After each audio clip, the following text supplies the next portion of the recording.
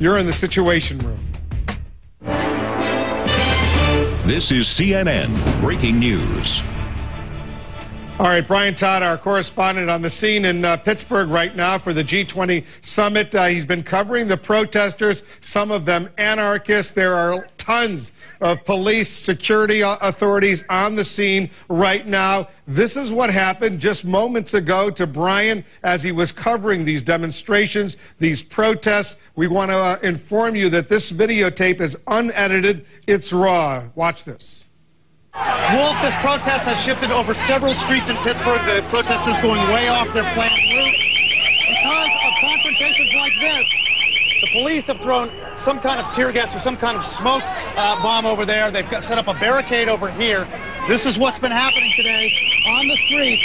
The protesters have shifted directions several times. We don't know exactly where they're going to be going from here. Several hundred of them have gathered. They were confronted where they started. They're trying to get to the convention center. Not clear at all right now whether they're ever going to get there, Wolf. If you remain in this immediate vicinity, you will be in violation of the Pennsylvania Crimes Code. Okay. No matter what your purpose is, you must leave. If you do not disperse, you may be arrested and or subject to other police action. Other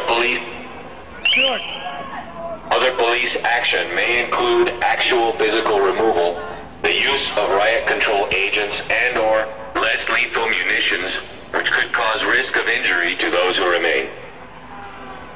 All right, go. Esta asamblea ha sido declarada.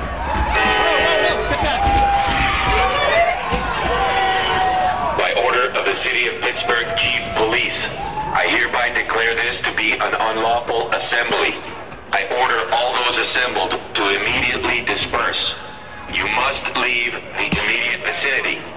If you remain in this immediate vicinity, you will be in... Stuart, come on.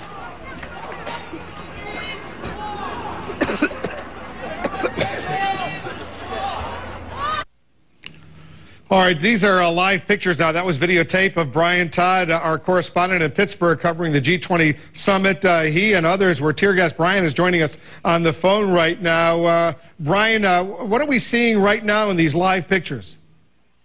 Well, Wolf, we're seeing a gathering of, looks like at least 100 riot police.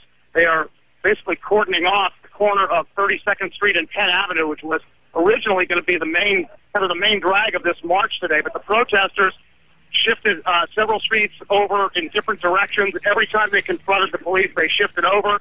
And the police, as you saw, started to tear gas them. There were confrontations. There was at least one arrest that we saw. Now it looks like the riot police, you can see in my mobile phone here, they're moving in kind of the easterly direction of Penn Avenue. It looks, Wolf, like the protesters have dispersed for now. There's a small group of them. I don't know whether you can see all the way up this street on this transmission or not. There seems to be a small group of them way up that street. You may not be able to see it. The picture may be too small up there. But the riot police are now kind of walking in a procession east on Penn Avenue. As you could see in the previous video, it got pretty dicey earlier. Seems to be calming down in this section just because of the really heavy presence here of riot police. You can see they've basically made a four square here in this intersection. Brian, we saw the tear gas. You were covering that demonstration. Some of those protesters, anarchists, clearly disobeying police rules, police orders on the scene. We have some other videotape of what happened afterwards. You were among those who were tear gassed in the process, and then you were assisted. Someone threw some water on you. I'm going to show that videotape to our viewers. Robbie, here, lean your head down. Yeah, like that, sideways.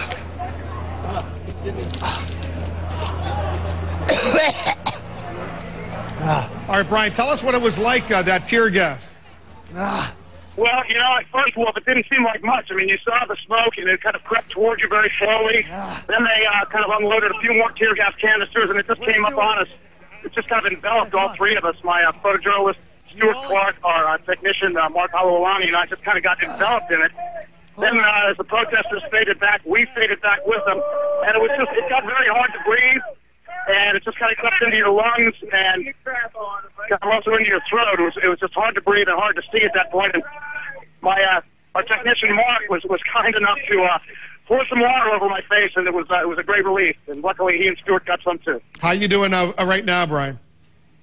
Doing fine. It's completely out of our system. We're still working this and looking forward to maybe meeting up with the protesters a few blocks away if they're still around. And I just want to make it clear, you are credentialed. I'm a representative of the news media, and you have authority and your permission to be where you are.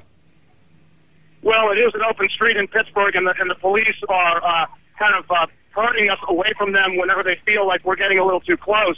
We are credentialed to at least be on the streets here. But it's a very fluid situation, and the cops aren't really paying a whole lot of attention to who's media and who isn't. So are those warnings that we heard on the bullhorn still coming in from the police? We have not heard those in a few minutes, Wolf. They are very, very loud. As you could probably see on that videotape, it's almost impossible to talk over them. We have not heard those in the last few minutes. But as you can see here on this transmission, this live transmission, the police are kind of filing in formation and marching off again east on 10 Avenue. We're going to kind of follow them. I'm going to jump down off this wall and just follow them up the street here. It looks like some of the protesters may be up the street, but again, in very small groups. They may have dispersed at this point.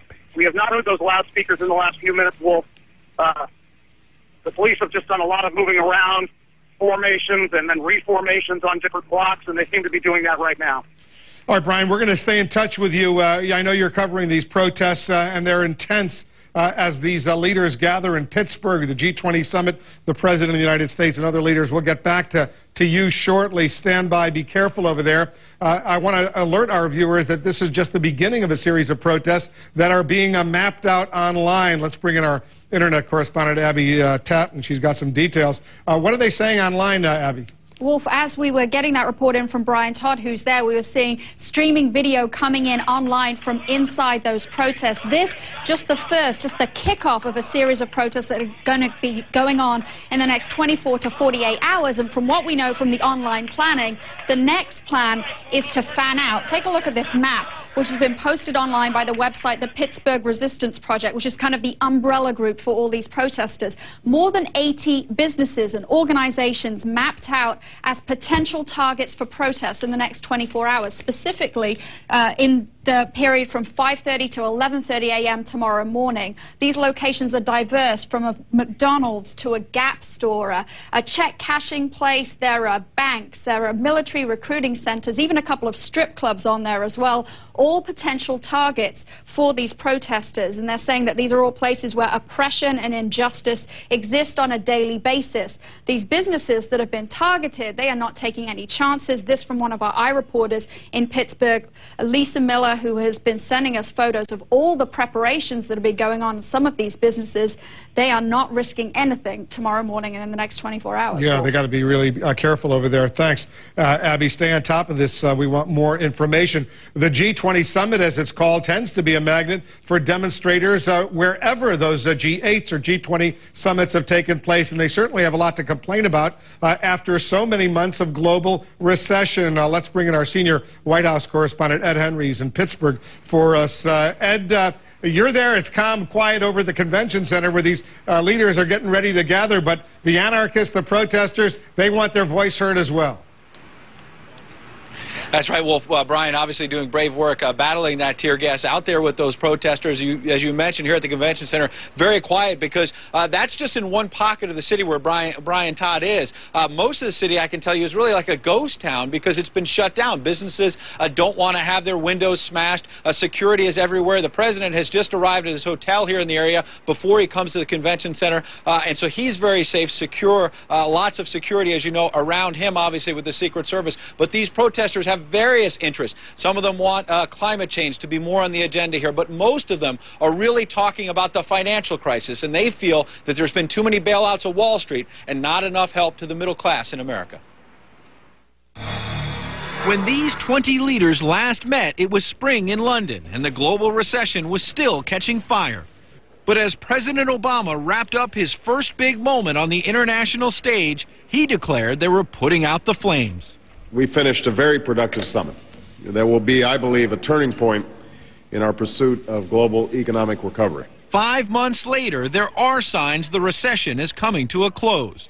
But unemployment is still sky high, helping to fuel protesters already waiting for the leaders in Pittsburgh.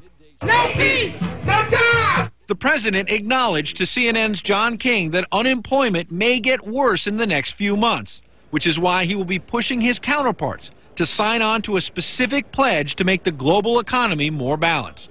We can't go back to the era where the Chinese or the Germans or other countries just are selling everything to us. We're taking out a bunch of credit card debt or home equity loans, but we're not selling anything to them. But getting the Chinese to sign on will be difficult, especially after Mr. Obama slapped a tariff on Chinese tires, which raised questions about whether leaders are reneging on free trade promises they made in London. So is the United States going to be standing up and stopping the slippage, or is it going to be further pushing the world downward towards trade conflicts and possibly a downward spiral of new types of protectionism? Another potential dispute, European leaders continue to push hard for a crackdown on bonuses paid to bankers. We have to reach something in the area of compensation.